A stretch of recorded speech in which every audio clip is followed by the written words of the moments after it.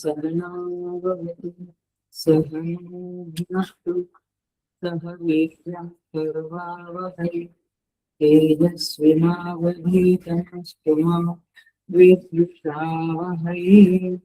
ॐ शान्ति शान्ति शान्तिः। समस्तजनकल्याणे निरतं करुणाम्बे नमामि चिन्मयं देवं सत्सुरगुरुं विद्वरम्। Hari Om. I welcome you all with great love and great respect in this Bhagavad Gita discourses.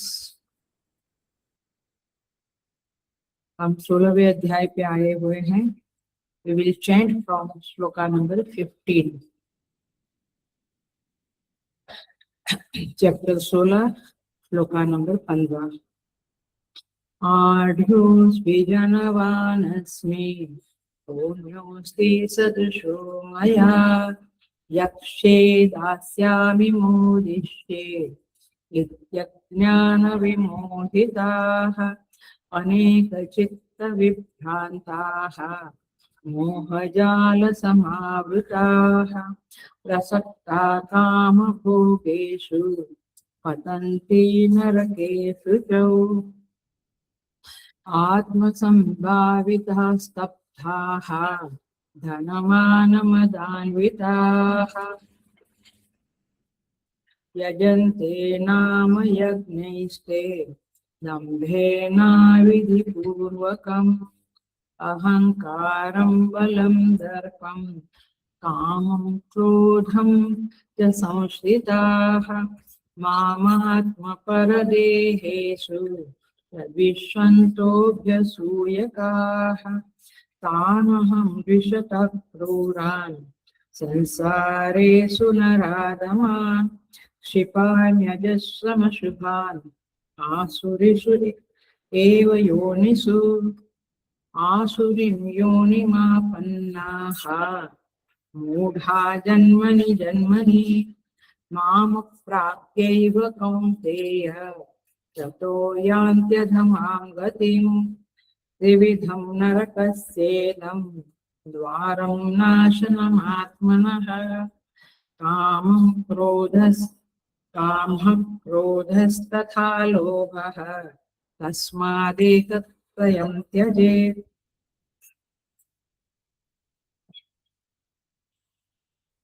Shloka number 20।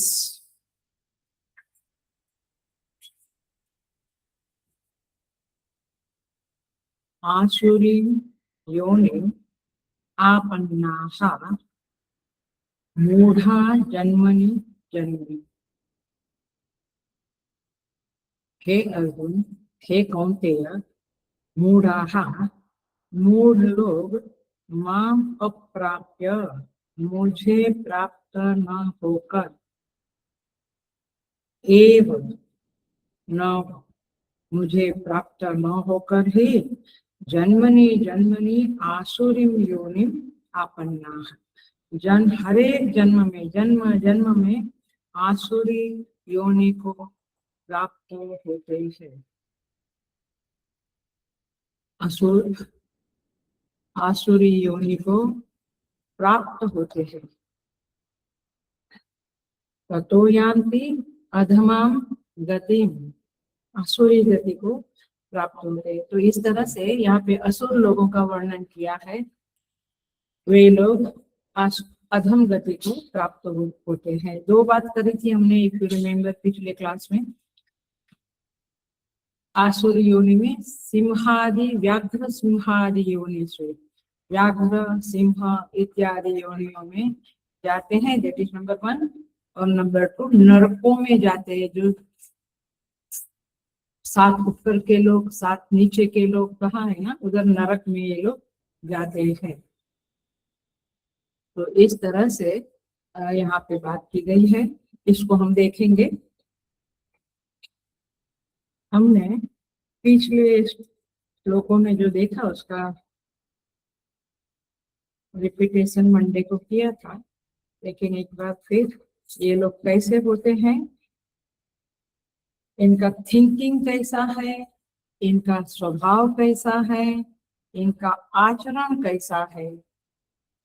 तो शुरू होता था 9th श्लोक से, वैसे तो 6ठे श्लोक से ही शुरू होता है, बट एताम दृष्टि अवष्टभ्य, उनकी जो थिंकिंग है, जो मान्यताएं हैं, वो गलत है। They are all wrong notions. और इसीलिए वे जगत के अहित के लिए प्रयत्न करने वाले हैं, जगत का भला नहीं, जगत का अहित करने वाले अल्प बुद्धय। भगवान क्या क्या शब्द यूज करते हैं, नष्टात्मान, माने स्वभाव ही जिनका नष्ट हो गया है, बहुत ही तमोगुणी वाले लोग हो गए हैं। उग्र कर्मान, चिंता में परिमेय, अपार चिंता करने वाले लोग होते हैं। कामोपभोग परमाहा, भोगों में आसक्त डूबी हुई, माने क्या, खाओ पियो और मौज करो, आहार निद्रा भयम हेतुनेषु, बस यही इनका कारोबार। एतावदिति निश्चिता था, उनको लगता है कि यही जीवन है, इससे आगे क्या है और क्या करना होता है, nothing more to be done, ऐसा उनको लगता है। आशा पाश सतेर्वत्राष्ट, ये सारे गुण देखेंगे, दुर्गुण देखेंगे तो विचार तो आता है, बट मैंने उसका अंडरस्टैंडिंग भी कराया था। आशा पाश सतेर्वत्राः, बहुत सारी इच्छाओं के घेरे में घेरे रहते हैं। काम क्रोध परायणा, कामनाएं और क्रोध, कामना पूरी न होने से क्रोध, बस इसी में जीवन जाता है। ईहन्ते कामभोगार्थम अन्य अन्यायेनार्थ संचयान, अन्याय से भी धन प्राप्त करने में संकोच नहीं करते हैं। इदम अद्य मया लब्धम, मुझे इतना मिला और भी इतना प्राप्त करूंगा, इतना है, भविष्य में इतना होगा, बस ये काउंटिंग में ही पड़े रहते हैं। असो मया हतः शत्रु, मैंने इस शत्रु को मार डाला, मैंने इसको हरा डाला, मैंने इसको सोसाइटी से बाहर डाल दिया, इसका नाम खराब कर दिया, ये सब हता शब्द में आता है। अनिश्चय चापरा नफी, और भी जो बचे कुचे हैं उनको भी ठीक करेंगे। ईश्वरो हम, मैं ही मालिक हूँ, हिरण्यकश्यप। भोगी सिद्धो हम, बलवान सुखी, ये सब टाइटल अपने आप में लेके घूमते हैं।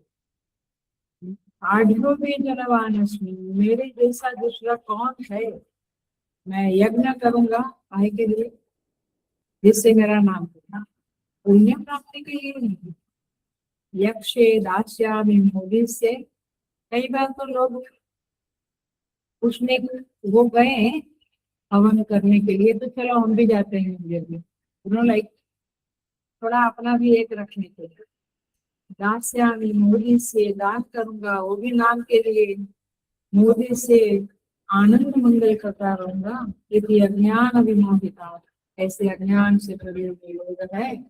अनेक चित्त विभ्रांता, चित्त में भ्रम भरा हुआ है, मोह जाल में फंसे हुए हैं, काम भोग में डूबे हुए हैं। भगवान कहते हैं ऐसे लोग पतंती नरके, ये मेन वाक्य है, अपवित्र नरक में गिरते हैं। आत्मसंभाविता शब्दाः, अपने आप को बहुत कुछ श्रेष्ठ मानते हैं, धनमान से मदान्वित हुए हैं, दंभ करने के लिए यज्ञ करते हैं, अहंकार बल दर्प काम क्रोध ये सारी वृत्तियों से भरे हुए हैं। भगवान 19वें श्लोक में कहते हैं, तानहं विशतः क्रूरा, ये क्रूर लोगों को तो मैं जो द्वेष करने वाले हैं, नराधम है, अशुभ है, इनको मैं क्षिपामि, फेंकता हूँ। कहाँ प्रभु? आसुरीषु एव योनिषु, आसुरी योनि में डालता, माने पशु पक्षी की योनियों में डालता, प्राणियों की माने सभी, चींटी कहो, कॉकरोच कहो, लिजार्ड कहो, व्याघ्र, सिंह, कबूतर, कौवा, सारी लोग। यदि वहां नहीं जाना है तो आसुरी संपत्ति को अपने अंदर है ही, थोड़ा थोड़ा कम करने की कोशिश करें।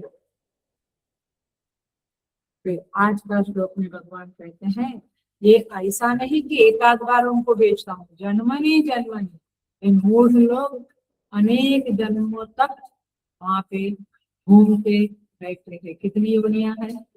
84 लाख योनियां। घूमते रहो, अनंत कोटि ब्रह्मांड नायक आपको अनंत कोटि तक घुमाते रहेंगे। माम अप्राप्य, क्या मीनिंग था माम अप्राप्य का?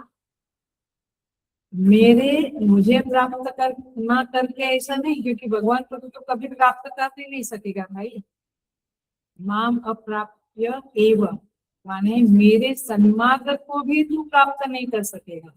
मैंने जो धर्म का रास्ता निश्चित किया है, सन्मार्ग का संविधान बताया है, तो उस संविधान को फॉलो नहीं करेगा और मेरे सन्मार्ग को कभी प्राप्त नहीं करेगा, उस पर तो चलेगा ही नहीं। फिर तथा, और वो तो एक बात हुई, और फिर उसके बाद अधमाम गति यान्ति, तुम अधम गति को प्राप्त करोगे। तो इस तरह से भगवान कहते हैं। हम देखिए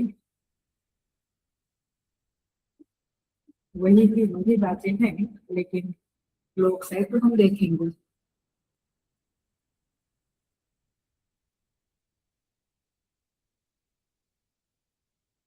हमने छोड़ा था यहाँ पर 19वां श्लोक।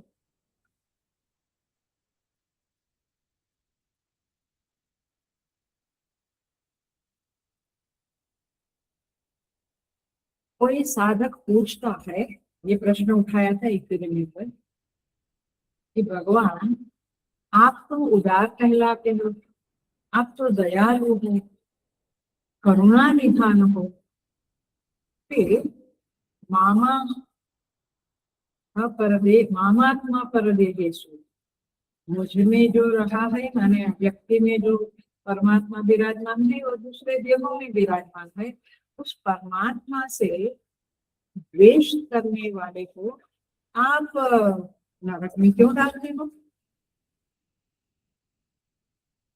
माने आपके प्रति किसी ने थोड़ा नफरत किया, थोड़ा द्वेष किया, आपका अपमान किया, तिरस्कार किया, आपकी बात नहीं सुनी, तो आप उनको नरक में डालते हो। तो फिर कॉमन आदमी में, हम जैसे सामान्य लोग में और आप में क्या फर्क है? ऐसा प्रश्न उठाया था, इसका उत्तर आज हम करेंगे। तो भगवान आप इतना गुस्सा क्यों कर रहे हैं इन लोगों के प्रति? उन्होंने आपकी थोड़ी निंदा की, आपका मार्ग फॉलो नहीं किया, आपकी बात नहीं सुनी, तो आप उसको आसुरी योनि में और नरक में डाल देंगे? आप बदला लेने वाले हो गए। भगवान कहते हैं समाधान कैसा है, देखिए आचार्य लोग क्या कहते हैं, हमें जन्म के सिद्धांत को याद रखना चाहिए। जन्म के सिद्धांत माने ये जो जन्म मरण चल रहा है दुनिया में, उसके सिद्धांत को याद रखना चाहिए। भगवान कहते हैं कान अहम क्षिपामि, मैं उनको फेंकता हूँ, डालता हूँ। इसका मतलब ये नहीं हुआ कि भगवान उठा उठा के डालते हैं, ये इसका अंडरस्टैंडिंग कर ले हम। इसका अर्थ ये है कि परमात्मा की अधिष्ठानता के बिना कर्म फलीभूत नहीं होते। अधिष्ठान नहीं है तो फिर अधिष्ठान माने परमात्मा की जो विद्यमानता है, सबस्ट्रेटम, वो है करके हम है, ऐसा। तो उनकी अधिष्ठानता के बिना कर्म फलीभूत नहीं होंगे। इसीलिए देखिए, इसका थोड़ा अलग से करती हूँ, थोड़ा अलग जा रही हूँ, बट थोड़ा समझ लीजिए कि हमारे अंदर वासनाएं उत्पन्न होती है, राइट, कर्म करने के बाद। जब वासनाएं उत्पन्न होती है वो कब होती है? जब हम जिंदा है तभी। तो चेतनता की अधिष्ठानता में चेतनता है, मेरे अंदर चेतन प्रभु है, तभी ही वो मैनिफेस्टेड है। अनमेनिफेस्ट रूप से तो सामान्यतया साधारणतया सर्वत्र विराजमान है, बट ये जीवन का जीवंत रहने का जो एक सिद्धांत है, तो जब मैं जिंदा हूँ तभी वासना बनती है। जिंदा होगा मतलब एक चेतनता है, चेतन प्रभु विराजमान है। अब जो मृत्यु हो गई, डेड बॉडी है, उसमें वासना उत्पन्न होगी, उसको कोई फल मिलेगा? उसको फल मिलने का सवाल ही नहीं, उसको कितना डंडा मारो कोई फर्क ही नहीं पड़ता, कोई दुख सुख नहीं होता। तो समझ में आता है ये छोटी सी बात। तो परमात्मा है तो कर्म फलीभूत होते हैं और फिर कर्म का भोग हमें भोगना पड़ता है। तो वो चेतन परमात्मा जो असंग निर्लिप्त, काफी बातें करी हमने कैवल्य उपनिषद में करी है। वो निर्लेप है, वो असंग है, वो निराकार है, वो सम है, एक्सेट्रा। तो परमात्मा, ऐसा चेतन परमात्मा हृदय में विराजमान है, तब जाके कर्म का फलीभूत होना होता है। अब वो उसका अर्थ इतना ही है कि वे तो असंग है, तो उनको हमारे कर्म से क्या लेना देना? Why should he force away, why should he हमें गले क्यों लगावे? वो अपना असंग रूप से विद्यमान है। इसलिए भगवान 5th चैप्टर में क्या कहते हैं? न कर्तृत्वं न कर्माणि लोकस्य सृजति प्रभुः। ऐसा चैप्टर तो सुनिए तो याद नहीं होगा। न कर्तृत्वं न कर्माणि लोकस्य सृजति प्रभुः न कर्म फल संयोगं स्वभावस्तु प्रवर्तते। 5th चैप्टर में 14 नंबर का श्लोक है। क्या अर्थ हुआ? भगवान कहते हैं कर्तृत्व कर्म ये सब मैं कुछ, उसका मेरे को कोई लेना देना नहीं है, और किसी का कर्म का, किसी के उसके कर्म के साथ फल का संयोग कराना, ये सब मेरे मेरे मेरे बस का बात नहीं है, ये मेरा काम नहीं है। I am not involve into that. ओ भगवान, आपको कहते हैं क्षिपामी, तुम जरा समझो इसे, भगवान कहते हैं। तो भगवान के रूप में आचार्य लोग समझाते हैं कि सुन लो, एंड अटेंशन प्लीज, एकदम ध्यान से सुनना, अच्छी तरह से सुनना। एक हेतु फलात्मक संबंध प्रबंध बना हुआ है, एक सिस्टम बनी हुई है। हेतु फलात्मक माने क्या? हेतु माने रीजन एंड फल माने रिजल्ट। जो रिजल्ट आता है हमारे जीवन में, माने जो परिस्थितियां आती है, उसके पीछे कोई ना कोई कारण है, ये पक्का समझ लो। ये जो लोग कहते हैं ना कि क्या ईवीएम में ये दिस एंड दैट, ऐसा किया होगा, ऐसा, वो सब निमित्त होता है कभी कभी, लेकिन मूल बात है कि आपके कर्म का ही फल आपको मिलता है। हेतु फलात्मक संबंध ये सृष्टि का नियम है, प्रबंध है, और वो स्वाभाविकतया चलता रहता है, उसमें कोई किसी की इंटरफेरेंस नहीं चलती है। कर्म का क्या स्वभाव है? परिपक्व होना। एक समय होने के बाद जैसे अपना एफडी मेच्योर होता है, वैसे कर्म एक समय के बाद परिपक्व होता है, मेच्योर होता है, और फिर तब हमें वो कर्म फल देने को तत्पर हो जाता है, और फल रूप में वो परिणमित होता है, और हम फल भोगते हैं। परंतु लिसन केयरफुली, परंतु ये सारा हेतु फलात्मक प्रबंध जो है वो प्रभु की अधिष्ठानता में होता है। परमेश्वर की हाजिरी है, विद्यमानता है, प्रेजेंस है, अस्तित्व तो है भी उनका, वहाँ मैनिफेस्टेशन है। तो परमात्मा के संदर्भ में ही, उनके संबंध में ही अधिष्ठान का नहीं है, सारा कारोबार चलता है, कर्म का फल होता है, वासना होती है, अपूर्व होता है, बहुत कुछ होता तो इसीलिए उसको हम कह देते हैं कि वो फलदाता है ना। आखिर बॉस को ही बोलेंगे ना, ऑफिस में क्लार्क को नहीं बोलेंगे कि ये हुआ वो हुआ, तो उसको ब्लेम कम करेंगे। जो बॉस होता है उसी को ब्लेम जाता है कि भाई आपके यहाँ पे ये गड़बड़ी चली है। सो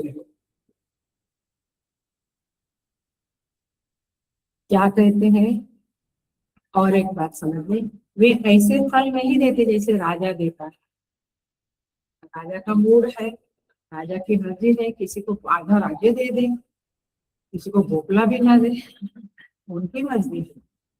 राजा रुष्ट हो गया तो फांसी पे ही चढ़ा, और राजा खुश है तो आधा राज्य भी दे देगा। तो ऐसे भगवान नहीं करते हैं। परमेश्वर का कायदा कानून ऐसा नहीं है, परमात्मा की तरह वो रुष्ट होता है और खुश होता है, वैसा मामला नहीं। सारा कुछ तमाशा विधाता। इसलिए हम छठी के दिन, 6th डे, छठी करते हैं ना बच्चे की, आप लोग में भी करते हैं ऐसा। तो छठी के दिन हम कहते हैं विधाता का लेख, यहाँ पे विधाता आकर उसका प्रारब्ध लिख कर जाती है, ऐसी हमारी मान्यता है। तो बेसिकली वो चाइल्ड जो होता है, जो बच्चा बॉर्न होता है, वो अपना प्रारब्ध लेकर आता है। वो कैसे प्रारब्ध लेकर आता है, जो पिछले जन्मों के कर्म है उसका, उसमें से कौन सा कर्म का फल इस जन्म में मिलना है, वो विधाता लिख कर जाती है। लिख कर जाती है माने विधाता का विधान हो जाता है। जैसे कंप्यूटर में सब फीड रहता है, फीड रहता है, वैसे ही आप टक किया कि सब दिख जाता है। वैसे ज्योतिष लोगों को उसका समय, डेट, वार, ये सब देखकर सब कुछ दिख जाता है। ज्योतिषीज are the best computer person, because उनको मालूम है कि कैसे देखना है। सो इस तरह से ये विधाता के,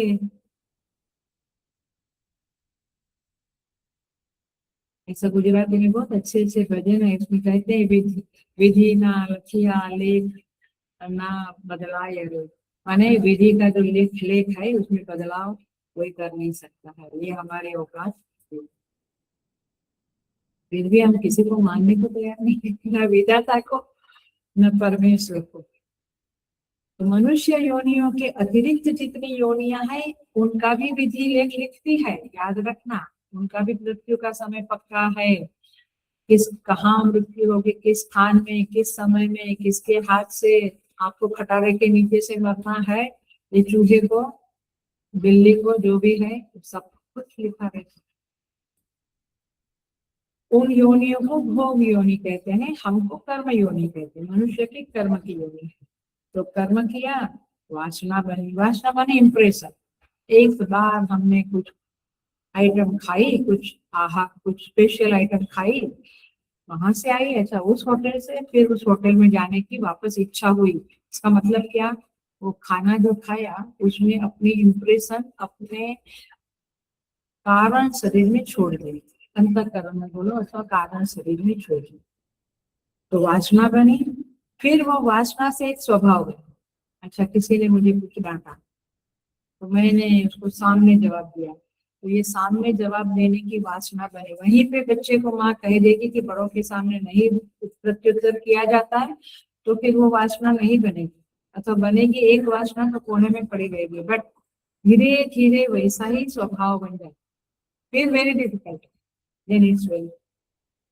और एक तरफ वासना बनती, एक तरफ अपूर्व बनता। अपूर्व माने उसका फल तैयार होने के लिए, जैसे हम जैसे हम स्प्राउट बनाते हैं ना, एक बर्तन में छोड़ देते हैं फिर स्प्राउट बनते हैं, ऐसे ये कर्म जो किया उसका स्प्राउट बनता है, वो अपूर्व बनता है। माने वो धीरे धीरे वो एक बर्तन में एक अपूर्व नाम की चीज बन जाती है, वो अंतःकरण में पड़ी रहती, कारण शरीर में पड़ा रहता। समय आने से फिर वो पक्व होता है, माने व्हेन इट इज मैच्योर्ड, फलीभूत होने को तैयार हुआ, फल दे देता है। कभी कभी लगता है ना, अरे ये कैसे परिस्थिति आ गई, भैया कैसे एक्सीडेंट हो गया, वो पूर्व बन के बैठा था, हो गया। अभी चल भले ये जवान बच्चे लोग, देखिए हमारी सोसाइटी के एक आदमी का ये हो गया, जवान सुबह 6:30 बजे वॉक करने जाते हैं। अभी आप लोग जाते हैं तो फिर थोड़ा सा जवान लोग रात भर पार्टी करके पी के गाड़ी चलाते हुए 4-5 जवान लोग निकलते हैं, ठोकर दे के भाग जाते हैं। लेकिन अगले जन्म में भाई तेरा भी वही हाल होने वाला है। ये किसी को कहाँ पेरेंट्स क्या बाद में।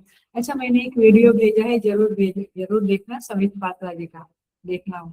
इतने बड़े एमपी है उड़ीसा के, बड़े ये है, बाल विहार में बैठे थे। ऐसे कितने, सुधांशु त्रिवेदी की वाइफ सुधांशु त्रिवेदी भी स्वामी सुबोधानंद जी के पास बहुत बार जाकर गाइडेंस लेते थे। तो पॉइंट इज दिस कि they all are connected with spirituality. लेकिन मैं तो मेरे बच्चे को जब बूढ़ा होगा तभी बाल विहार में डालूंगा। जरूर सुनना वो वीडियो, जरूर सुनो। हम उनसे भी बड़े हैं ऐसा लगता है, क्योंकि हम उनको क्यों फॉलो करें। अरे भाई, सो ये स्वभाव बनता है, अपूर्व बनता है, और हमें भोगना ही पड़ता है। निमित्त कोई भी बने, कोई भी संबंधी बने, फ्रेंड बने, कोई सोसाइटी वाला बने, और कोई बने, लेकिन भोगना पड़ता। ये सिद्धांतों को नहीं समझने के कारण लोग आसुरी वृत्ति में फंसे रहते हैं, और मूढ़ा जन्मनी जन्मनी अनेक जन्मों तक इसमें घूमते हैं। तो ये स्वभाव बनता है, ये बात जरूर याद रखें। इसलिए जहां से हम जागे वहां से उठ जाओ, और फिर उस स्वभाव को किल करने की, उसको कुचल देने की कोशिशें शुरू करो। पुलिस होता है, पुलिस कहता है कि आपकी बात तो सही है, बड़ी पोस्ट के ऊपर वाला आदमी पुलिस में, वो कहते हैं कि भगवान तो कहते हैं श्रद्धावान लभते ज्ञानम, भगवान की बात तो जो श्रद्धा वाला होगा वो ज्ञान प्राप्त करेगा। लेकिन हमको तो पहले दिन से ट्रेनिंग दी जाती है, क्या पुलिस वालों को क्या ट्रेनिंग दी जाती है, किसी के ऊपर विश्वास नहीं करना। प्लीज हो जाए, किसी के ऊपर विश्वास नहीं करना। तो हम तो पहले से ही संशय वाले बन जाते हैं, तो फिर हमारा क्या होगा, क्योंकि हमारा स्वभाव ही संशय वाला बन जाता है, शंका वाला बन जाता है। तो हमारा तो हो गया कल्याण। तो भाई आपको समझना है, विवेक करना है कि जॉब में आप शंका करो, लेकिन अध्यात्म में आप श्रद्धा रखो। ये सब बातें समझने वाली बातें हैं। नहीं तो आप कहेंगे घर में ऐसा एटमोस्फेयर है तो फिर गुस्सा तो आएगा ही ना, तो फिर क्रोधी बन जाते हैं, फिर हमारा ही सत्यानाश होता है। So you have to be extremely careful, यहाँ पे कहते हैं, क्योंकि जैसा हम कर्म करेंगे वैसा हमारा स्वभाव बन जाएगा। अभी जैसे एक क्लासेस लेते हैं हम, तो थोड़े बीमार है, थोड़ी परिस्थिति विपरीत है, तो भी क्लास लेने के लिए दौड़ते हैं। क्यों? क्योंकि वो एक स्वभाव बना, अच्छा स्वभाव बना, वो बुरे स्वभाव को किल कर दो, मार दो। तो मनुष्य योनि में ही ये स्वभाव का क्षय करना जरूरी है, नहीं तो फिर क्या होगा। भोग योनि है, भोग योनि माने पशु पक्षी वाली, पशु पक्षी सब जरायु वगैरह से, उद्भिज, अंडज, ये सब।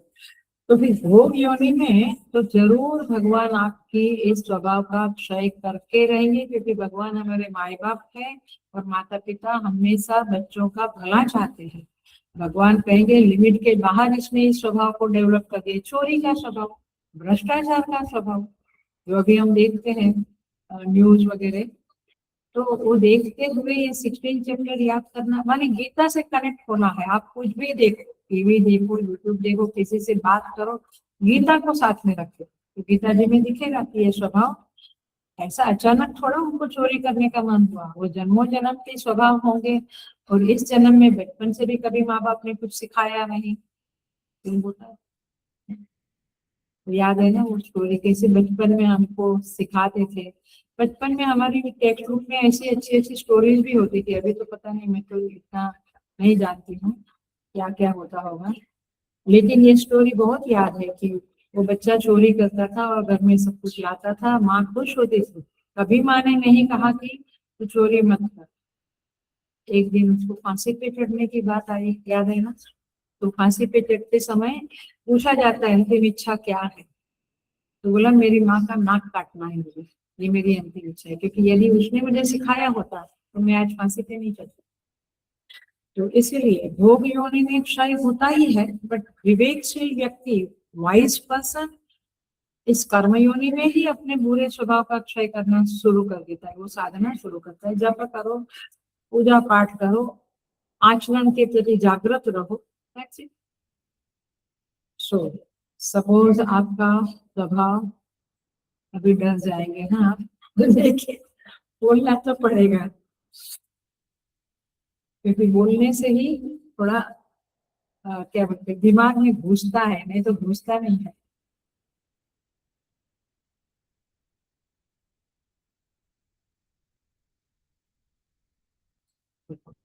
जब आपका स्वभाव कुटिल होता है, ये डेंजरस स्वभाव, क्योंकि आप जेलसी करो, क्रोध करो, एक अलग बात है, बट कुटिल का ये बहुत ही डेंजरस स्वभाव है, क्योंकि आप कुटिल बने तो फिर आपको, मैंने कपट वाला, झूठ कपट सब साथ में थे, फिर आपको अगले जन्म में कौन से लोमड़ी, लोमड़ी का अवतार मिलेगा। माने 84 लाख योनि में आपका, सुन लो, जैसा स्वभाव की जो आपकी प्रीडोमिनेशन है, मतलब प्रायोरिटी है, जो स्वभाव की प्रायोरिटी है, जैसे किसी में लोभ बहुत होता है उसको गुस्सा नहीं होता, किसी को क्रोध होता है उसको लोभ नहीं होता, होता है बट तो प्रीडोमिनेंट जो आपके स्वभाव में है उसके मुताबिक योनि मिलती है। तो अपना ऑब्जर्वेशन करें, सेल्फ इंट्रोस्पेक्शन करें कि मेरे अंदर क्या है। आगे के श्लोक में आएगा काम क्रोध लोभ ये, बट बहुत सारी वृत्तियां हैं, 84 लाख योनियां है। भगवान कहते हैं कि इतनी वृत्तियां मनुष्य में है, क्योंकि एक जो वृत्ति आपकी उभर के आती है जीवन भर में, है ना, लोग डाइवर्स को इसीलिए नहीं लेते हैं कि बहुत सारे बुरे ये, बट एक वृत्ति जो आपको पसंद नहीं है, वो वृत्ति यदि पार्टनर में है प्रीडोमिनेंट, सुपर ओवर पावर करती है उस व्यक्ति को, फिर डाइवर्स हो जाता है। तो इतने प्रकार की वृत्तियां जीव के साथ लगी है। 84 लाख योनि में जाने का मतलब है 84 लाख वृत्तियां आपके अंदर छोटी बड़ी मंद तीव्र करके है। ये निश्चित है कि एक एक वृत्ति की एक एक योनि है। Oh my God, 84 lakh, yes. ऐसी कोई भी योनि नहीं है जिसमें किसी न किसी एक वृत्ति की प्रधानता हो। हाँ, ये ओवर पावर या प्रीडोमिनेट कहती हूँ, प्रधानता, ये हिंदी शब्द है प्रधान। प्रधानता ना हो, एक कोई एक वृत्ति की प्रधानता ना हो, ऐसी कोई योनि नहीं। हर एक योनि में किसी एक वृत्ति, जैसे अत्यंत क्रोध है तो व्याघ्र, राजा जैसा नेचर है तो सिंह, गाय जैसा स्वभाव है तो गाय, माने आप सॉफ्ट है, हम्बल है, गाय, बकरी, हर एक तरह का ये होता है। सो किसी में क्रूरता है तो भी व्याघ्र क्रूर होता है, सूरता है, दुष्टता है, संशय है, क्या क्या, जेलसी फैक्टर बहुत ज्यादा है, अभिमान बहुत ज्यादा है, अलग अलग योनियां मिलती है। तो जिसकी प्रधानता, जिस वृत्ति की, उस वृत्ति वाली जो योनि है वो आपको मिलेगी, ये पक्का है। फिर भी ये सुनते हुए भी हमको क्या लगता है कि हमको तो मनुष्य जन्म ही मिला, आपको तो ये सब योनियां नहीं मिलेगी। देखो, so the point is this,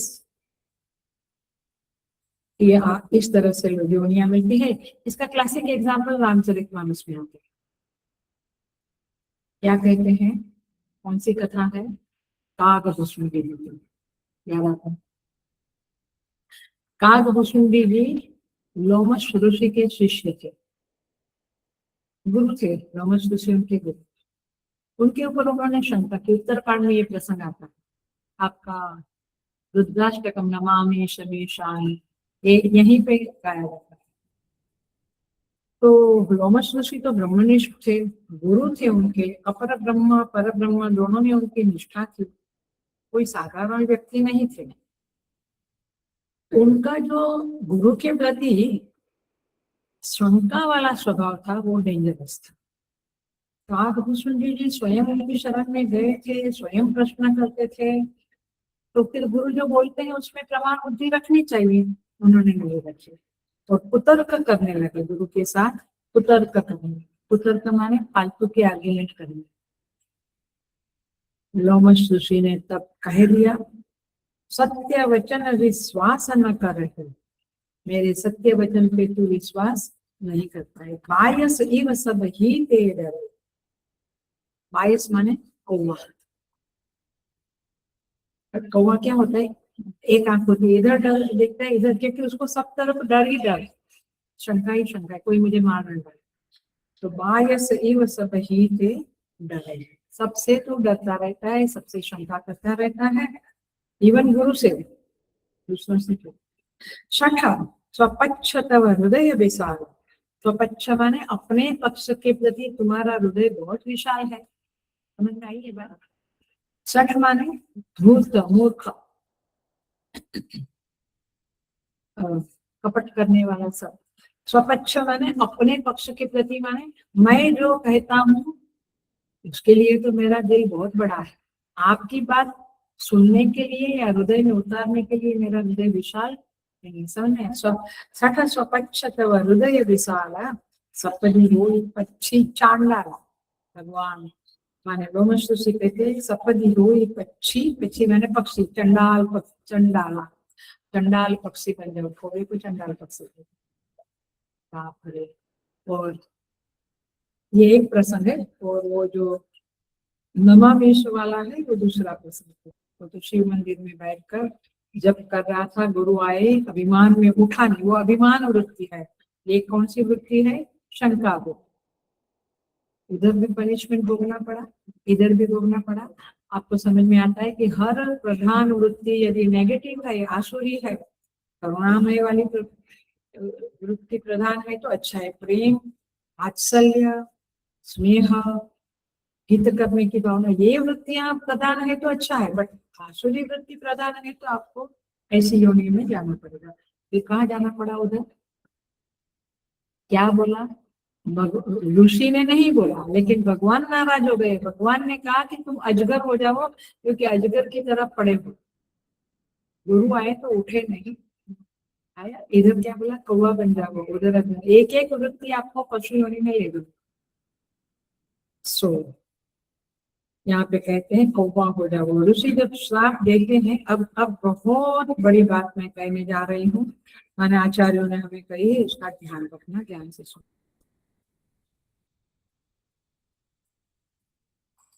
देखो, ऋषि जब साधे सिद्धांत समझ लेंगे तो ईश्वर के प्रति हमें कभी भी नाराजगी नहीं होती। ऋषि जब श्राप देते हैं तो केवल सामने वाले की वृत्ति का अनुवाद करते हैं। यानी आपकी जो वृत्ति है, कौवे जैसी शंका की वृत्ति है, तो उसका अनुवाद किया कि तुम कौवा। तो कुछ जैसा आपका, मैंने गुरु भी अच्छा, कायदा कानून भी, जो संविधान है हमारे देश के सभी देशों में, वो संविधान भी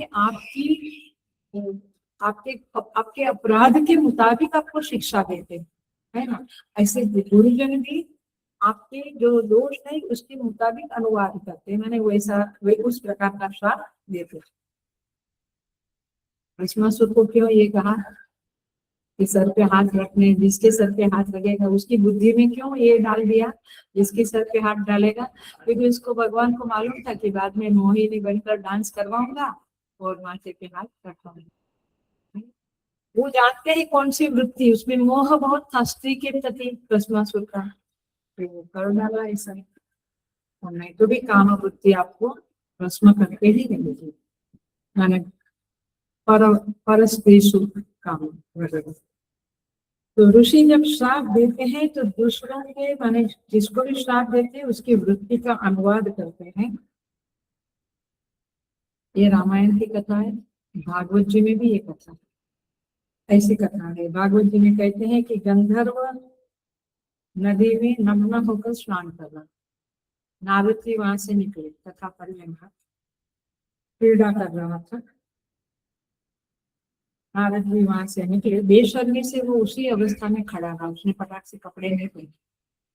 नारद जी कहा तुम्हारी ऐसी बेशर्मी है, तुम्हारी ऐसी वृत्ति है, तो तुम पेड़ हो जाओ, क्योंकि पेड़ को कपड़ा पहनने की जरूरत नहीं। पशु पक्षी को भी कहा वो ठीक है, आप अपने कुत्ते को कुछ पहनाते जैकेट जैकेट वो पेट वाले को पहना, पेट होता है उसको पहनाते हैं, बट जनरली पशु पक्षी पेड़ पौधे किसी को कपड़ा नहीं होता है। तो तुम्हारी जैसी वृत्ति है बेशर्म वाली, वैसा ही तुम बन जाओ, तो वो तुम्हारी वैसी ही योनि तुम्हें मिलेगी। तो वो गंधर्व योनि में जन्म हुआ है, बट रहते हो और रहते हो पेड़ की तरह, आपकी वृत्तियां पेड़ की तरह, तो आप पेड़ बन जाओ, पेड़ बन जाओ। कृष्ण भगवान ने उसका बहुत सारी कथाएं हैं भागवत में। ये हर कथा आप देखो, आपको ये दृष्टि मिली ना इधर, तो आप भागवत कथा पढ़ते समय वृत्तियों को देखेंगे कि ये वृत्ति के कारण उनको राधा गोपियों के साथ रास क्यों खेला, उनकी प्योर वृत्ति। तो हर एक की यशोदा जी में वात्सल्य वृत्ति अपार होगी, तब जाके भगवान उनके घर में आए और फिर उनका वात्सल्य पाए। तो ये आपको जो कुछ मिलता है अकॉर्डिंग टू योर वृत्ति। तो करुणा क्या हुई भगवान की कि जीव को निम्न योनि में डालते हैं उसकी शुद्धि के लिए, क्योंकि वो भोग योनि में जाएंगे तो धीरे धीरे वहां पे क्षय,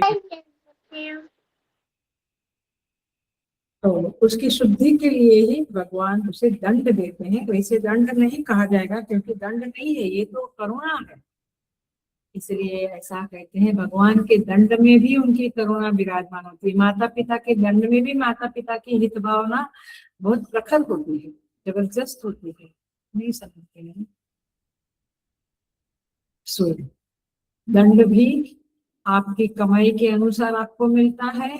दंड का प्रयोजन भी वही है कि आपने जो स्वभाव में अशुद्धि आसुरी वृत्तियों को प्रधान कर दिया है, आसुरी वृत्तियों का जमावड़ा कर दिया है, तो फिर वो स्वभाव नष्ट हो गए। इसलिए आपको व्याघ्र चूहा सब योनियों में जन्म मिलता है, क्योंकि उस योनि में आपके उस आसुरी स्वभाव का क्षय होगा। मनुष्य का कैसे, और फिर आप हल्के फुल्के होकर वापस मनुष्य जन्म में आए। मनुष्य जन्म कैसा है, मिश्रित है, वहां पे देवी संपत्ति और आसुरी संपत्ति दोनों का मिश्रण रहता है, कोई ज्यादा कोई कम होता है। But then how you develop, what you develop, आप देवी संपत्ति डेवलप करेंगे तो फिर आप देवलोक में जाएंगे, आसुरी संपत्ति किया तो असुर योनि में जाएंगे। तो इष्ट योनि क्या है, देव योनि। अनिष्ट योनि क्या है, पशु। अभी भी पूछे आपको कि पशु पक्षी में जाना, नो आई डोंट नो, इसका मतलब अनिष्ट योनि, अनिष्ट। और देव योनि में हाँ स्वर्ग में जाना इष्ट। सो इस तरह से आपके स्वभाव कुटिलता संशय एक्सेट्रा के मुताबिक आपको ये योनियां मिलेगी, ऐसा भगवान कहते। तो क्षिपामी ये शब्द का ही थोड़ा चल रहा है, तो भगवान खुद डालते नहीं है, आप ही जिस वृत्ति का संचय किया है, जिस वासना को गाढ़ा किया है, जो स्वभाव में प्रधानता है, उस वृत्तियों के अनुसार केवल उनकी अधिष्ठानता में विधि के विधान के अनुसार, विधि का लिखा हुआ लेख लिखता नहीं है, इसके अनुसार आपको जाना पड़ेगा। इसलिए मनुष्य योनि में कर्म की जो स्वतंत्रता है, इसका महत्व आप समझे। We have a freedom to choose the karma, whether good karma और बैड कर्म, ये हमें पसंद करना। तो इसीलिए यहाँ पे भगवान गीता जी में भी कहते हैं, जब अर्जुन पूछता है अयति सद्योपेतः योगाच्चलित मानसः अप्राप्य योग संसिद्धिं कां गतिं कृष्ण गच्छति। कौन सा चैप्टर? 6 चैप्टर 37 नंबर का। भगवान को पूछता है अर्जुन कि प्रभु श्रद्धावान तो है आदमी, लेकिन योग से थोड़ा चलित हो गया है। चलित हो गया माने अब मृत्यु आ गई तो योग पूरा नहीं हुआ, तो कहाँ जाएगा? भगवान कहते हैं पार्थ नैवेह नामुत्र विनाशस्तस्य विद्यते न हि कल्याणकृत् कश्चित् दुर्गतिं तात गच्छति। भगवान कहते इस न इह न अमुत्र, न शरीर छोड़ने के बाद या शरीर है तभी उसका विनाश तो नहीं होता, क्योंकि कल्याणकृत कश्चित् दुर्गति न तात गच्छति। जो कल्याणकारी कर्म करते हैं जप तप एक्सेट्रा, उसकी दुर्गति तो नहीं होती। ये भगवान का वचन है। और इसीलिए चाहे हमारे स्वभाव में जो भी प्रीडोमिनेंट है, जो भी वृत्ति प्रधानता है, लेकिन यदि हम कल्याणकृत, हम अच्छे कर्म करें, जप तप पाठ पूजा एक्सेट्रा करें, तो फिर हमारी दुर्गति नहीं होगी, आसुरी योनि में जाएंगे नहीं। लेकिन यदि कोई शकुनी की तरह है, कौन सी वृत्ति? कपट वृत्ति, कुटिल वृत्ति। शकुनी मामा माने तो कपटी कोई है तो हम कहेंगे देखो शकुनी मामा है, ऐसा बोलते, ऐसा बातचीत नहीं बोलते। अभी के बच्चे नहीं बोलेंगे। हम लोग को सब इफेक्ट है, महाभारत रामायण भागवत जी सुनते थे बचपन से, तो हम ऐसा बोलने के आदी हो गए। हिरण्यकश्यप घमंडी है ना, अपने को ईश्वर मनवाने को कहता, हिंसक, ये वृत्तियां है तो आप हिरण्यकश्यप के जैसे है। तो तात्पर्य ये है कि उन लोगों की गति तो आसुरी योनि में ही जाएगी। पतंती नर नरका असुचो नरके, नरक में ही वे जाएंगे। आजकल भी ऐसा होता है ना, ये न्यूज देखते हैं, ओ माय गॉड, जो अपहरण करते हैं बच्चों का, उनकी आंख फोड़ देते, हाथ काट देते, एक्सेट्रा एक्सेट्रा, फिर भीख मंगवाते। कितना भयंकर जघन्य पाप। 65 इयर्स का आदमी 7 साल की बच्ची को रेप करता है, भागी जाती, गैंग रेप होती है। भयंकर भयंकर। मुझे लगता है कि कुछ सालों पहले इतना हम नहीं सुनते थे, आजकल बहुत बढ़ गया, कलयुग बढ़ रहा है। तो ये लोग कहाँ जाएंगे? आसुरी योनि मापन्ना जन्मनि बूढ़ा जन्मनि जन्मनि, अनेक जन्मों तक वे लोग ऐसी योनि में जाएंगे। समझता नहीं है कि क्यों बचपन से ये बातें, ये स्टोरीज उनके कान में नहीं डाली जाती। आप गीता प्रेस वगैरह वालों का तो मैं इतना उपकार मानती हूँ, क्योंकि उन्होंने ये एवरी ईयर उनके एक एक ग्रंथ निकलते, एक एक टॉपिक के ऊपर।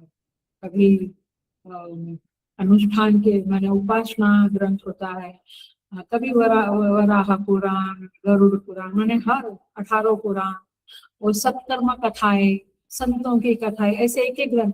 और मैं कहती हूँ अहमदाबाद में हमारा नियम था, मेरे साथ ब्रह्मचारी भी थे, या कभी कभी 2-2 लोग भी थे ब्रह्मचारी लोग, मैं भी ब्रह्मचारी है। तभी उस समय में हम लोग रात को रोज कथाएं पढ़ते थे, या तो एक पढ़ के रखेगा फिर हमको सुनाएगा, या फिर हम बुक लेके पढ़ते थे। तो ये जब पढ़ते हैं तो ये घर में भी पढ़ना चाहिए। एक गीता प्रेस वालों का अनंत उपकार है। ऐसे अभी तो बहुत कुछ निकला हुआ है, बट ये ग्रंथ बहुत जबरदस्त है और उसमें ये कथाएं सब आती है, और ये सारी चीजें आती है। मैंने कर्म के संदर्भ में ग्रंथ होता है, और ये सृष्टि के संदर्भ में सब कुछ, बहुत कुछ ग्रंथ है, बहुत सारे 40-50 ग्रंथ तो है ही, मेरे पास भी है। लेकिन मैं सोचती हूँ, लेकिन कभी भी कोई भी रोज आते हैं देखते हैं और इतना सारा बढ़िया है ये सब, कभी कोई मानता नहीं है कि अम्मा हम 4-6 महीना ले जाए। ठीक है, हरी इच्छा। So the point is this कि आपकी वृत्ति के अनुसार आपको, आपकी प्रधान वृत्ति के अनुसार आपको अगला जन्म मिलेगा। क्षिपामी शब्द के ऊपर सारा विवरण चल रहा है। भगवान कहते हैं जन्मनि जन्मनि आसुरी योनिषु जायमाना, आसुरी योनि में जन्म मिलता है। फिर कर्म क्षीण बनता है और फिर मनुष्य शरीर काफी जन्मों के बाद जब आप हल्के फुल्के हो जाते हैं पापों के भार से, तभी आपको अवसर मिलता है मनुष्य जन्म का। और हम मनुष्य जन्म 50 पार्टी 50-60 साल की लेडी, पता नहीं मैं पागल हूँ कि दुनिया पागल है। मुझे लगता है कैसे, how come they do the kitty parties and all that. ये हुआ तो सत्संग करने की है, शास्त्र पढ़ने पढ़ाने की है, बच्चों को शिक्षा देने की है, कुछ समाज सेवा करने की है। नहीं नहीं करते, इसलिए बीमारियों में फंसे रहते हैं। सच कहती हूँ, बीमारियां आती है बुढ़ापे में, लेकिन कुछ सेवा करने से सच में कहती हूँ बीमारियां थोड़ी दूर रहती। लेकिन सो रामचरितमानस में कहते हैं नरतनु पाई विषय मन दे। नरतनु पाई मनुष्य शरीर तो मिला, विषय मन दे, आपने मन किसको दे दिया? विषय को दे दिया। पलटी सुधा के सठ विष ले, अमृत का घड़ा मिला, उसको पलट के जो विष है वो ले लिया।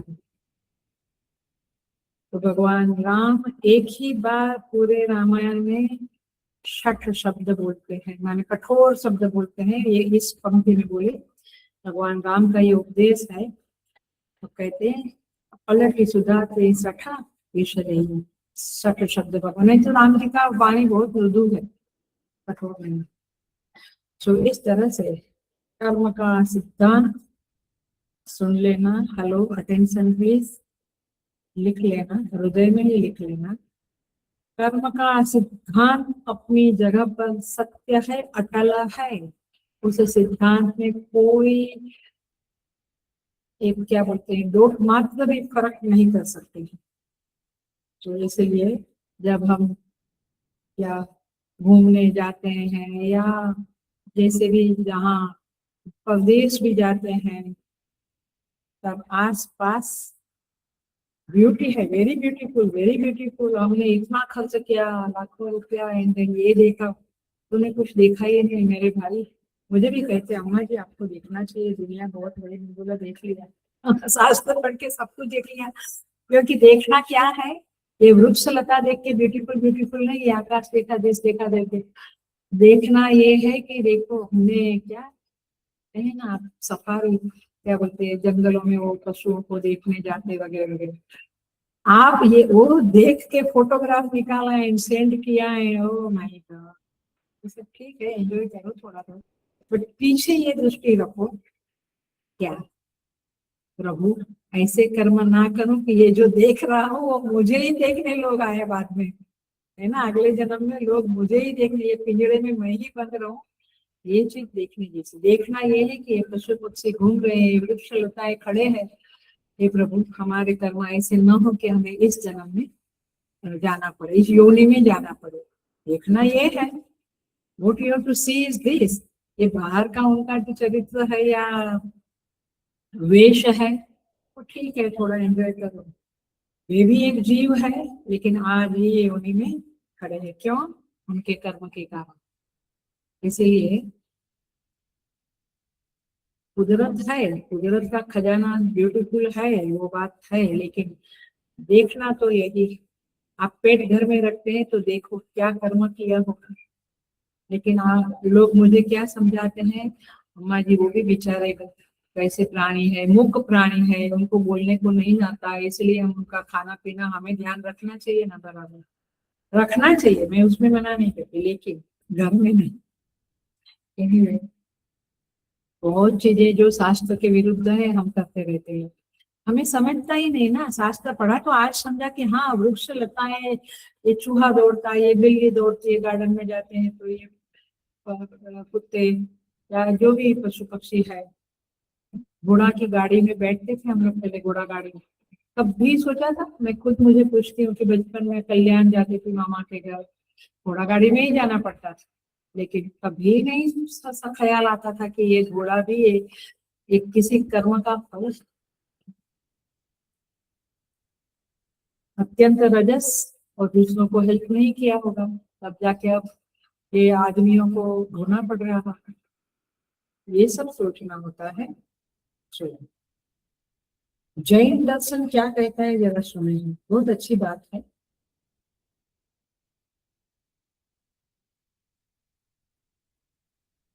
जैन दर्शन कहता है कि ये जो सूक्ष्म शरीर हमारा है ना, स्थूल सूक्ष्म कारण तीन शरीर है, ये सूक्ष्म शरीर का जो ढांचा बन जाता है, पंचभूत उसी सांचे में आकर ढल जाता है। सांचा समझता है ना, जैसे मटका बनाने वाला भी एक चाक रखता है, ऐसे जो भी बनता है उसका एक सांचा बनता है। जैसे एक गोल चुंबक है मानो, और लोह चुंबक, और उसके ऊपर लोहे का बुरादा डाला जाए तो लोहे तो बुरादा गोल आकार ले लेगा। वैसे इस सूक्ष्म शरीर में चुंबकत्व है और पंचभूत उपादान है जो उसके उस सांचे में, सूक्ष्म शरीर के सांचे में ढल गए, तो फिर सूक्ष्म शरीर में अंदर, उसके अंदर कारण शरीर है, उसमें जो वासनाएं पड़ी है उसी के मुताबिक का ये पंचमहाभूत का ढांचा बन गया। मतलब कि उधर क्रूरता की वासना है, कुटिलता की है, तो ये जो शरीर हम ले लिया हुआ है ना, उसका देखने वाले देख सकते हैं, सबको ये नहीं है, बट देखने वाला कह देता है कि ये आदमी ठीक नहीं है, इसके अंदर बहुत कपट है, झूठ है। कैसे? क्योंकि वो सूक्ष्म शरीर में, कारण शरीर में पड़ा हुआ जो वासनाएं है, वो आपका जो शरीर पंचमहाभूत का जो शरीर बन गया, सांचा पड़ा था कारण शरीर का, उसमें ये बुरादा डाला तो बन गया, उसमें वो प्रकट हो गया, और इसलिए आदमी का स्वभाव ऐसा बनता है ना? तो इस तरह से अपने अपने अंदर वासनाएं भी शुद्ध होनी चाहिए, स्वभाव भी शुद्ध होना चाहिए, आचरण भी शुद्ध होना चाहिए। तो ये सूक्ष्म शरीर अपने कर्मों और अपने स्वभाव से एक सांचे की तरह बनता है, और पंच महाभूत का पेट वैसा ही निर्मित हो जाता है। आंख, कान, नाक, सब कुछ अपना जो कुछ भी है वह वैसा ही हो जाता है। अगर हमारा स्वभाव पशु का बन गया है, तो स्वभाव पशु का बना है, तो शरीर में भी पशु के लक्षण दिखने लगते हैं। कभी कभी घर में देखा जाता है, किसी किसी घर में या कोई ऐसे झोपड़पट्टी वगैरह में भी भौंकते रहते हैं लोग। कभी रात को 10 बजे आवाज आती है आजू बाजू से, किसी के घर में झगड़ा चलता है, भौंक के, क्यों? कुत्ते के जैसा स्वभाव हो गया। So the point is this कि जैसा आपका स्वभाव होगा वैसा शरीर और आपको मिलेगा, और उस शरीर से उसी स्वभाव का मैनिफेस्टेशन, एक्सप्रेशन होता रहेगा। वृक्ष जैसा स्वभाव है तो वृक्ष का शरीर मिलेगा, रुद्र स्वभाव है तो टाइगर का शरीर मिलेगा, एक्सेट्रा। तो इस प्रबंध में ये जो एक क्या बोलते हैं सिस्टम है, इस सिस्टम में, इस प्रबंध में भगवान का अविनाभाव है, परमेश्वर की अधिष्ठानता में ये सब कुछ होता रहता है। तो भगवान की इसमें करुणा ही है, विधान में करुणा ही है, और इसलिए हमें सावधान रहना है कि हम क्या करें, कैसे हमारे स्वभाव को स्वच्छ बनावे, शुद्ध बनावे, व्यवहार में कैसे निश्चलता, छल कपट ना हो।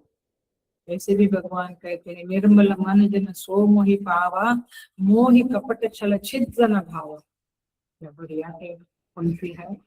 ये पंक्ति भी अपन बोलते रहेंगे ना तो अंदर छल कपट हटता जाएगा, बोलेंगे भगवान ने, राम जी ने ऐसा कहा है, राम जी का ये वाक्य है रामचरितमानस।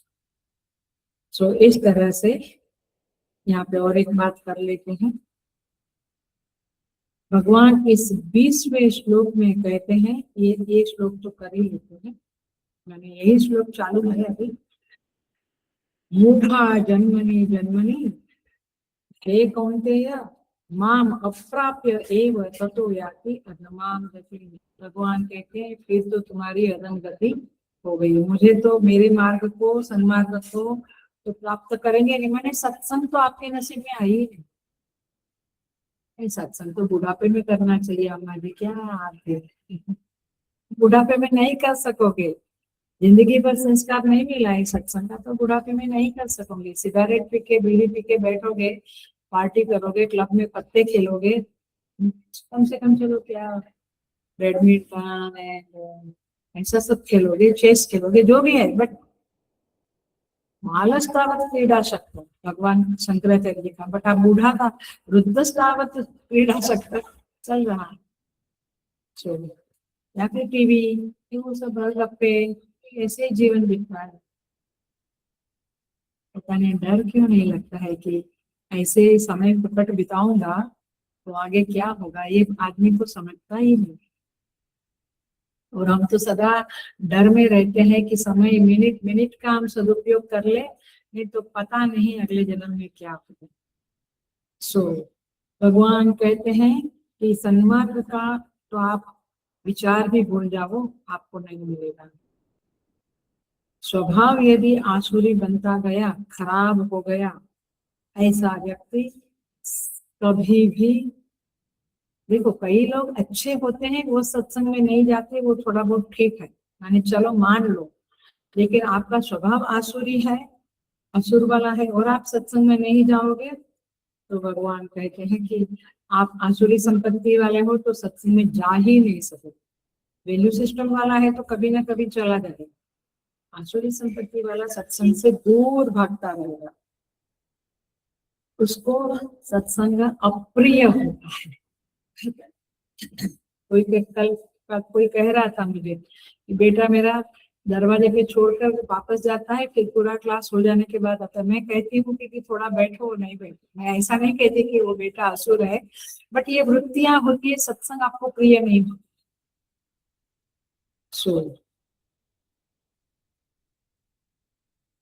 जहां से सत्संग का रास्ता खुलता है, जिस द्वार से, उस द्वार तक भी आसुरी संपत्ति वाला व्यक्ति नहीं पहुंच सकता है, मार्ग के ऊपर चल ही नहीं सकते। इसलिए एक बार सत्संग मिल जाता है, मैंने सत्संग में जाने की आप इच्छा भी करते हैं, तो भगवान कहते हैं द्वार खुल जाएंगे, आप जाओ। प्रथम भगति संतन कर संग्राम, गोस्वामी जी कहते हैं रामचरितमानस में, अरण्य कांड में, सबरी के प्रसंग में, प्रथम भगति संतन कर संग्राम। पहली तो भक्ति ये है कि संतों का संग कीजिए, माने आसुरी संपत्ति से मुक्त होना है तो संत के संगति में जाकर बैठो, कम से कम संतों के पास जाने की आदत डालो, उनका दर्शन करो, उनसे 2 घड़ी कुछ बातें करो, हो जाएगा आपका अच्छा सा खुल जाएगा रास्ता। लेकिन भगवान वहीं पे रामचरितमानस में कहते हैं, भगवान शबरी को उपदेश देते हुए कहते हैं, ये सुंदर कांड में है, पापवंत कर सहज स्वभाव, भजन मोर ते ही भावना का। जो पापी होता है उसे, उसको भजन पसंद नहीं होता, माने भजन चलता है तो हम देखते हैं ना, यहाँ पे हमारे सत्संग में भी पाठ चलता है और सोफा पे बैठ के मोबाइल देखते हैं, हम कहते हैं आप वहां जाके मोबाइल, नो वे, इधर के वाइब्रेशन खराब मत करो। सो क्योंकि उनको भजन में कोई इंटरेस्ट नहीं है। तो पाप बंत कर सहज स्वभाव, भजन मोर ते ही भाव न पाओ, उनको मेरे भजन पसंद है। जो पई दुष्ट हृदय सोई होई, मोरे सनमुख आव की सोई। कहते हैं यदि दुष्ट हृदय है तो क्या वो मेरे सन्मुख आएगा, तो कभी मंदिर में नमस्कार करने जाएगा? बोलते हैं सब बेकार की बात है, हम सेक्युलरिज्म वाला है। अच्छी बात। गोस्वामी जी कहते हैं पुण्य पुंज बिनु मिल ही न सकता, पुण्य नहीं है आपका, माने मनुष्य योनि मिली क्योंकि पाप और पुण्य थोड़ा इक्वल इक्वल थे, लेकिन उतना पुण्य नहीं है कि सत्संग करें तो आपको संत नहीं मिलेंगे। सत्संगति संस्कृति करांता, लेकिन यदि मिल गए, पुण्य आपका बढ़ गया, इसलिए तो सेवा करो, दान करो, जप करो, पूजा करो। ये हम क्यों कहते हैं? क्योंकि थोड़ा पुण्य बढ़ जाएगा तो फिर सत्संगति संस्कृति करांता। रामचरितमानस कहता है सत्संगति हो गई तो संसरण का अंत हो जाएगा, संसरण का अंत हो जाएगा। सत्संग से संसरण समाप्त हो जाएगा, लेकिन पुण्य की पूंजी नहीं है तो सत्संग भी नहीं हो मिलता है। इसी को भगवान कहते हैं माँ अप्राप्य एव याति ततो याति अधमाम गति। मुझे न मिलकर माने मेरे मार्ग पे न चढ़कर ये लोग अधम गति की ओर दौड़ते हैं, अधम गति की ओर उनकी गति है, चलते हैं, और मैं भी उनको फिर नरक में डाल देता हूँ या पशु पक्षी की योनि में डालता हूँ। तो इन शॉर्ट हमें बहुत विचार करने की जरूरत है। स्वभाव में खराबी है उसे दूर करें, नेगेटिविटी ना सोचें। सच में नेगेटिविटी बहुत डेंजरस है। किसी के भी बारे में कैजुअल देख लिया, कैजुअल सुन लिया, छोड़ दो। हमें यही कहना है। मैं तो यहाँ तक कहूंगी कि यदि आप संत बनना चाहते हैं तो सुना नेगेटिविटी किसी का तो इतना ही कहो कि प्रभु उनको सद्बुद्धि दो, उनका उद्धार करो। आप ये प्रार्थना करो रादर देन क्या करते हैं वो जो सुना वो दूसरे को कब कहूँ, कितना मिर्च मसाला डाल के कहूँ, यही चाहिए। ओह माय, अच्छों का ये स्वभाव होता है। मैंने ऐसे अच्छे लोग होते हैं बट स्वभाव ऐसा होता है। कंटिन्यूअस नहीं तो कभी कभी भी ये स्वभाव मुखर जाता है, बाहर आता है। Indian person does this kind of mistake, इस तरह का गलती कर बैठता है और आश्रय संपत्ति को इकट्ठा करने लगता है, कलेक्ट करता है। वो वासनाएं कलेक्ट होती है, कलेक्ट हो गई तो उसका स्वभाव बन जाता है।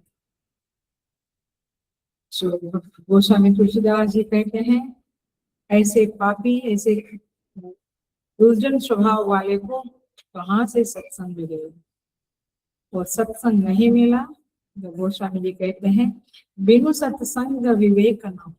फिर तो उसको विवेक नहीं मिलेगा, डिस्क्रिमिनेशन उसके पास रहेगा ही नहीं। सांसारिक चीजों में भी उसको नहीं समझेगा कि ये करूं कि वो करूं, ये मेरे लिए अच्छा है कि वो अच्छा है। कि बुद्धि एकदम रुंद हो जाएगी। राम कृपा बिनु सुलभ न सोए। ये तो ईश्वर की कृपा होती है तभी विवेक होता है, सत्संग होता है और आदमी सन्मार्ग में चल पड़ता है। क्या कहते हैं आचार्य शंकराचार्य जी महाराज विवेक चूड़ामणि में कहते हैं दुर्लभम त्रयमेव एतद् दैवानुग्रह हेतुकम। तीन चीजें दुर्लभ, दैव अनुग्रह हेतुकम। दैवानुग्रह विधाता का, ईश्वर का कृपा होगा तब जाकर ये मिलेगी। क्या? मनुष्यत्वम, मुमुक्षुत्वम, महापुरुष संशयत्व। मनुष्यत्वम, मुमुक्षुत्व, मनुष्य तो कोटि कोटि लोग हैं इस दुनिया में। हमारे यहाँ 140 करोड़ लोग ऐसा बोलते हैं। मनुष्य तो मिल गया लेकिन मुमुक्षुत्व कितने को मिला? मनुष्यत्व, मुमुक्षुत्व, महापुरुष संशयत्व। और महापुरुष का आश्रय कितने लोगों को? तो दैवानुग्रह हेतुकम। वो स्वामी जी शंकराचार्य जी कहते हैं ये तो ईश्वर की कृपा से ही मिल सकता है। कृपा का क्या अर्थ है? 2 मिनट और लेते हैं, 5 मिनट। कृपा का क्या अर्थ होता है? कृपा माने क्या? फेवर तो भगवान करते हैं, ये तो पहले ही बताया क्लास के ओपनिंग में। माने फेवरिज्म तो भगवान में है ही नहीं, पक्षपाती तो है ही नहीं। तो फिर कृपा का क्या अंडरस्टैंडिंग? Hello, attention please. बहुत ही जबरदस्त बात कहने जा रही हूँ, जबरदस्त इंसाइट देने जा रही हूँ। स्वामी जी का ही है, आखिर तो उनका ही उच्चिष्टांग बोल रहे हैं। वे कहते हैं आत्मदेव किसी भी भोग या किसी भी विषय से पूर्णतया संतुष्ट नहीं होते हैं। राइट? कुछ भी मिला 100% संतुष्ट कोई भी नहीं होता है। तो नहीं होता मैंने आत्मदेव, हम आत्मदेव ही है। यही आत्मदेव की परमेश्वर की कृपा है। वो संतुष्ट नहीं होता है तो आदमी इधर भटकता उधर भटकता, कहाँ कहाँ असंतोष इंसान को हर जगह दौड़ाता रहता है और हर जगह से उखाड़ता रहता है। क्रिकेट में बहुत मजा, फिर छोड़ दिया, फिर म्यूजिक लिया, फिर ये है, उखाड़ता रहता है, कहीं पर भी टिकने नहीं देता है। तो अंततः वो आदमी को वहीं ले जाएगा जहाँ संतोष मिलता है, जहाँ उसकी प्यास बुझेगी। और इसीलिए वो ढूंढता रहता है कहाँ मुझे संतुष्टि मिले, कहाँ मेरी प्यास बुझे। तो फिर एक दिन उसको इस तरह से भटकते हुए तड़पते हुए जीव को भगवान सत्संग दे देते हैं, और वहां जाकर उसको लगता है कि अब मेरा मार्ग मुझे मिल गया है, अब मुझे संतुष्टि जरूर मिलेगी। और वह एक, देखिए काम तो करना है, आप म्यूजिशियन है, आप एक्टर है, आप टीचर है, आप पुलिस वाले है, आप जो भी है अपना ड्यूटी करना है, लेकिन आपका जो मूल तड़प है वह तो सत्संग की होनी चाहिए। माने सत्संग की माने कुछ अच्छे विचार रोज प्राप्त करे, कुछ साधना करे जप वगैरह की, कुछ तो होना चाहिए।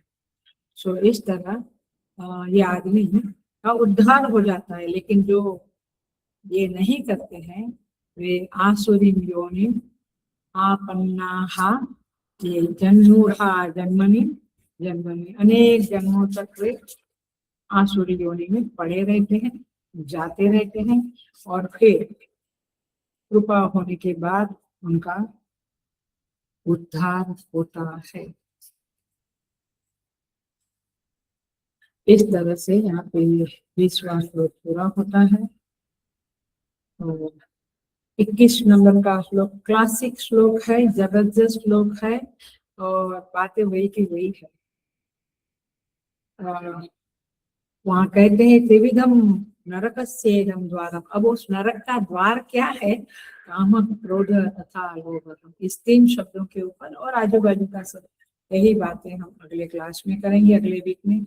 मोस्टली अगले वीक में 21-22 एंड बुधवार को, सोमवार को 21-22, बुधवार को 23-24 करके मोस्टली पूरा होगा, ऐसा लगता है लेटेस्ट से 16 बातें पूरा ऐसा लगता है। ओम पूर्णमदः पूर्णमिदं पूर्णात् पूर्णमुदच्यते पूर्णस्य पूर्णमादाय पूर्णमेवावशिष्यते। ओम शांति शांति शांति। हरि ओम। श्री गुरुभ्यो नमः। हरि ओम।